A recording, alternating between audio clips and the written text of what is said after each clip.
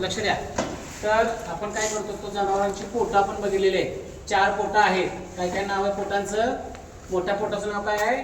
त्याला कोटीपोट म्हटलं तर त्याला रुमेन म्हणतात. दुसरं जे आहे ते रेटुकुलम आहे. तिसरं जे आहे ते ओबॅझम आहे. आणि चौथं जे आहे ते अबोबॅझम आहे. म्हणजे कोटीपोट, जाळीपोट, पडदेपोट आणि खरे पोट असे 4 पोटं तुम्हाला प्रत्यक्ष पाहायला मिळतील. आता ज्यावेळेस एखादं जनावर ज्यावेळेस कापलं जातं किंवा आतमध्ये जनावराच्या आतमध्ये काय असतं, तर हा जो काय भाग दिसतो बघा पांढरा आहे काय, हा जो काय भाग आहे म्हणजे हे पोट उलट असतं ऍक्च्युली. तर आतमध्ये जे काही साठतं, जे काही वैरण वगैरे खाली जाते ते सगळे कुठे येते? हिते येते. लक्षात घ्या, ह्या सिस्टीम मध्ये येत असते. आता हे जे काय आहे ते तुम्हाला दिसतंय, हे जे आहे बघा इथं जाळ्या जास्त आहेत का? त्याला रुमेन म्हणायचं ऍक्च्युली. हे रुमेन आहे. म्हणजे काय त्याच्यामध्ये मायक्रोफ्लोरा असतो आणि प्रोटोझोआ ह्या नावाचे काय असतात 2 जीवाणू असतात जे वैरण विघटन करण्याचं काम करत असतात. त्यासाठी ह्याचा वापर केला जातो. हे काय आहे? रुमेन आहे. त्यानंतर पुढे जे तुम्हाला दिसतं ते बघा, हे जे काय पोट आहे याला काय म्हटलं जातं? जाळी पोट. जाळीसारखं दिसतं का? म्हणजे इथून कुठल्याही प्रकारचा अखाद्य वस्तू, मोळा, खिळा, काडी, कसपटा जे काय असेल, अगदी प्लास्टिक, कागद सुद्धा इथून पुढे पास होत नाहीये. साधारण जनावरांच्या 2 पायाच्या मधल्या भागामध्ये हे पोट असतं. लक्षात आलं का? त्यानंतर तिसरं जे पोट आहे हे बघा, हे जे तिसरं पोट आहे, आता ह्याचं कसं दिसतं बघा कलर, ह्याचा कलर कसा बघा, आणि ह्याच्यावरती केसाचा बघा, केसाचं प्रमाण कसं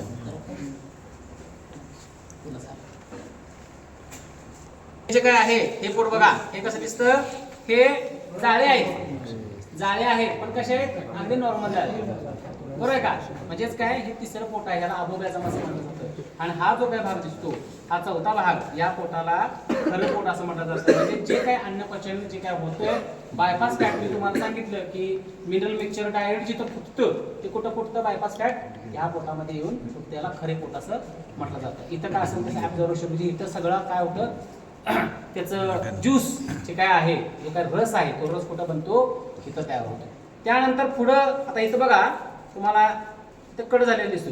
कट आहे का? बघा हा कट आहे. हा कट हा कशाचा आहे? तर या असणाऱ्या याचा कट आहे. आता ही जे बघा ही तुम्हाला दिसते का?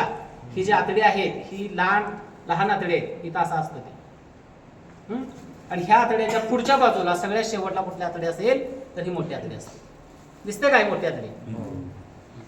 आता जे काय अन्न पचतं त्या अन्न पचलेलं तर 60% अन्नाचं पचन हे कुठं होतं?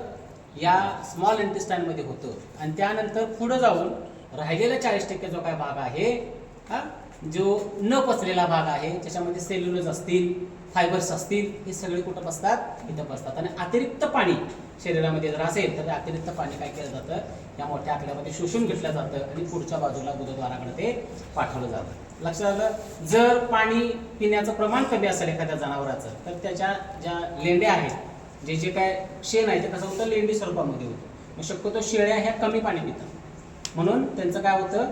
अतिरिक्त पाणी शोषलं जातं, मग त्यांची लेंडी तयार होते. त्यानंतर देशी गाई तुम्ही बघितला तर देशी गाईचं शेण कसं असतं बघा, लेंड्या टाईपच असतं. घोडा लेंड्या टाईप असतं, म्हणजे पाणी कमी पितात. तसं मोठी जी जनावर आहेत दुसरी, म्हणजे गाय असेल, म्हैस असेल, शेळी असेल, बरोबर आहे का? गाय म्हैस हे काय करतात? जास्त पाणी पितात. किती पाणी लागतं हो? सांगितले परवा किती लागतं? 70 ते 80 लिटर पाणी लागतं. आणि एवढं पाणी पिल्यामुळे, अतिरिक्त पाणी असल्यामुळं शोषून घेतलं तरी सुद्धा त्याच्यामध्ये पाणी राहतं. आणि तो जो काही शेणाचा भाग आहे तो कसा होतो? अगदी पातळ शेण किंवा असं गटसर असं शेण तयार होतं आणि ते गुदद्वारातून बाहेर टाकलं जातं. ही क्रिया घडतात. तर प्रत्यक्ष हे काय आहे, कसं आहे हे दाखवायसाठी तुम्हाला ही पोटं आणलेली आहे. लक्षात आलं? हे चौथं पोट. आता ऍक्च्युली कसं आहे बघा, हा भाग असा असतो, हा भाग कसा असतो? असा बाहेरच्या बाजूला असतो. आता कप्प तुम्हाला इथे दिसणार नाही. हे कप्पे कसे ओळखायचे? ह्या रेषा दिसतात बघा, बघा हे रेषा आहेत का? बघा ह्या रेषा आहेत. ह्या कप्प्याला इथं रेष दिसते काही? ही बाहेरच्या बाजूला रेष आपल्याला दिसते, पण ऍक्च्युली पोटामध्ये आतमध्ये हे या पद्धतीने कप्पे केलेले असतात. लक्षात आलं का? दिसताना भाग कसा दिसायला लागलाय? पूर्णपणे वेगळा. आता हे काय झालंय? काढून ठेवलेलं जास्त वेळाचं आहे, म्हणजे काल काढलेलं आहे त्यांनी फ्रीजला ठेवलेलं, म्हणून याचा वास मारायला. ताज्याचा असा वास मारत नाही. महत्वाचा मुद्दा, हे लोक खातात. तुमच्या माहितीला सांगतो, हे खाल्लं जातं. ह्याला वजडी असं म्हटलं जातं. ह्या वजडीमध्ये काय काय येतं? तर हा भाग येतो, पोटाचे 4 भाग येतात, प्लस ही लहान आतडी येते आणि ही मोठी आतडी येते, त्याच्यासोबत फुफ्फुस येतं. लक्षात घ्या. अन्न